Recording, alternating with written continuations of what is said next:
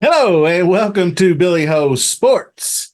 Post position draw is going to be tonight. Today's update is April 27th, 2024. So they're drawing the post positions on opening night at the Downs. Post time is 6 o'clock. They're going to draw between races 3 and 4, approximately 7:15 p.m. tonight. I believe it'll be live streamed on YouTube and probably your Twitch or Twitter or wherever else. So I'm going to have a full analysis on the post draw and who benefits and who doesn't and all that kind of good stuff out as soon as tomorrow.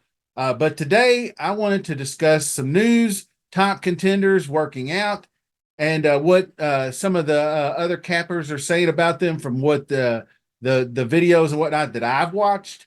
So I'll add this to the Derby playlist, just like always. And that Derby playlist, I myself plan on going through some of those videos because I think it's important to go back to the earlier, last summer to see how these horses have developed since turning 2 to 3. So, as always, please subscribe to the channel, smash that like button, leave a comment. Let me know how you feel about the breaking news I'm about to deliver, and let's get into it. First, I'll have to say, not so fast, my friend. Endlessly, who was thought to be skipping the Kentucky Derby, is now confirmed to run. We did read, and some commenters pointed it out to me, and I read it. Mike McCarthy wasn't too hip on the horse going to dirt. He wanted to keep him on the turf, but he doesn't own the horse, right? So I guess the owners are going to decide to go ahead on with the Kentucky Derby. He's still testing out the dirt. He had a better looking workout. He went 48 and change. The eyeball test tells me he's still not 100% comfortable on the surface, but he did look better and he did look like he was running a little bit harder.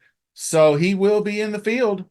Now, the bigger news, in my opinion, is Encino for Brad Cox is confirmed. I didn't see any reason why he wasn't. The only reason was the Lexington Stakes is only going to give him 3 weeks off.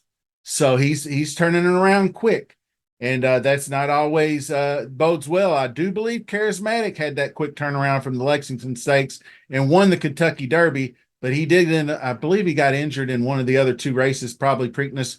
I can't remember. I'm sure you'll tell me. Axel Concepcion will ride Encino. He has a couple of different styles. He's not just the front running. You saw him take off in the Lexington Stakes and get out to the lead and wire to wire. But actually, if you go back to the John Battaglia, when he was on the turf, he used more of a stalking trip. So he is a little bit more versatile. He might be faster on dirt. He is sired by Nyquist. We discussed that. The Nyquist being a more of a sprinter as far as like his dosage index and everything, but he bucked the trend and by winning the Kentucky Derby at a classic distance. So he went in 5 furlongs and 59.20. He was with stablemate Catching Freedom. So how cool is that, having those 2 running together? You get to take a look at them both. They both look pretty sharp. Encino looked really good. And so them 2 horses being in does put a dent in Epic Ride's chances of getting his spot. But all he needs is one of these horses to have a hiccup this week, and he's going to get in. Now, Anor Marie. Wise guy horse, really coming along in the past few weeks.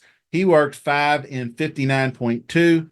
Interesting part of that workout, I noticed, and what the announcers were saying, he showed a lot of early speed in the work, which is he is a closer. So they're planning on getting him more forwardly placed, is what I would anticipate. And in a large field like this, you don't want to be 18th of 8, you don't want to be 20 lengths back. You need to be within 10 or 12 lengths of the lead the whole way if you're a closer, in my opinion. Also went and had an interview with Whit Bettman, the trainer, and he had detailed how immature Anor Marie was. How he liked at the stall at night, he'd get frustrated and tear off his bit, chew it up and chewing up stuff and tearing up stuff and acting out. but now how much more mature he is now, how much more refined he is. So that's always a good thing to see the growth of a horse in its personality and maturity, like that temperament. So keep that in mind. Fierceness, 4 furlongs and 48.8, looking really comfortable, striding along the track. Look good, gliding over the surface. Obviously, he's a fast horse. He's going to be rolling. I liked personally the way he galloped it out around the turn past the wire. And I just wanted to have a quick comment on how some of the handicappers I've listened to and even media described Fierceness as like he hasn't had to fight, or he has no heart, or he hasn't looked another horse in the eye. And I'm like, what does that even mean? He's got 5 career starts. And yeah, I would say yes, he hasn't overcome adversity or a troubled trip to win a race. He won his maiden impressively. Then his second ever start was the Grade 1 Champagne. Probably a little bit too immature back then. He finished 7th, but you could see at the beginning he was fractious in the gait. Then he lunged in at the start. He almost threw the jockey. Then he just kind of plodded along, and then he hit the stretch in third. And he was in the slop. He may not have loved the slop. So, that's a race you can easily forgive. And then I've talked about his long layoff after the blowout in the Breeders' Cup Juvenile. He was off for November, December into January, and he didn't look good. So, coming off a long layoff, he wasn't at his best. Well, anyway, I'm confident he's the fastest horse in the race. I think he'll probably get to the lead early. Doesn't appear to be any kind of off track coming. We don't know for sure yet, but the weather does look really promising. It actually looks warm, like kind of like it was in Florida in the 80s. So, uh, as my mom always used to say, when I was young, you don't have to fight if they can't catch you. Keep that in mind.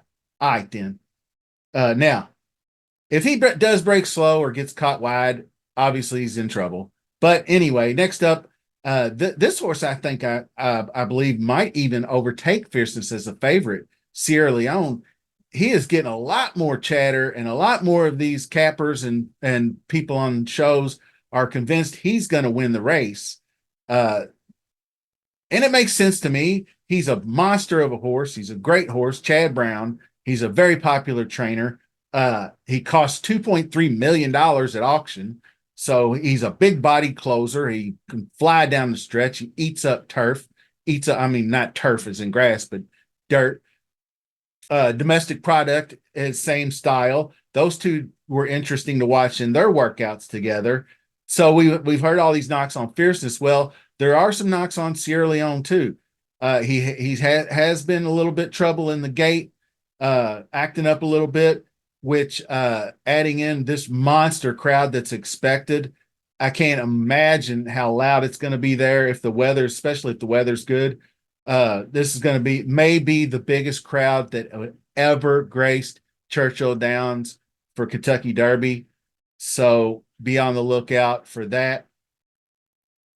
And we'll wait and see how they're schooling in this new paddock area too, because that's got to be different for all these horses. Nobody's seen a paddock like this. It's the way it's a big stadium and the way it's set up. So also, and then this one I'm not that concerned with, but paddling motion. You can see down the stretch where it's kind of like this gait movement when they're coming down the stretch, and their legs are kind of floppy in the air. I don't know how to really describe it, but I've done some research into it. And while it's not like an ideal motion for a horse, as long as his foot is landing evenly, it's not as big a deal. Also, the farrier who fits the shoes will have him fitted properly. He hasn't shown that he's been a problem. He rolls, you can see him in the work. He looks pretty damn good to me. So I would be more worried about something happening near post time and him acting fractious or acting out leading up into the race. That would be my main concern there. But also, just to put a bow on domestic product, I've said it before and I'll say it again. I just don't know if his early speed is fast enough because he does close well. Now I don't think that he won't be running down the stretch. He might finish fifth or sixth, fourth or third, depending on the pace scenario. But I don't think he's fast enough to be closing better than Catching Freedom, better than Anor Marie, better than Sierra Leone. He's one of many. Stronghold. There's a ton of stalkers that are becoming late. So I don't know that he'll be fast enough in the stretch to keep up with them, but I don't know how his energy level is going to be as we run a 22:46 opening half. So keep that in mind. Uh, anyway, he's not going to be included, but he could round out exotics.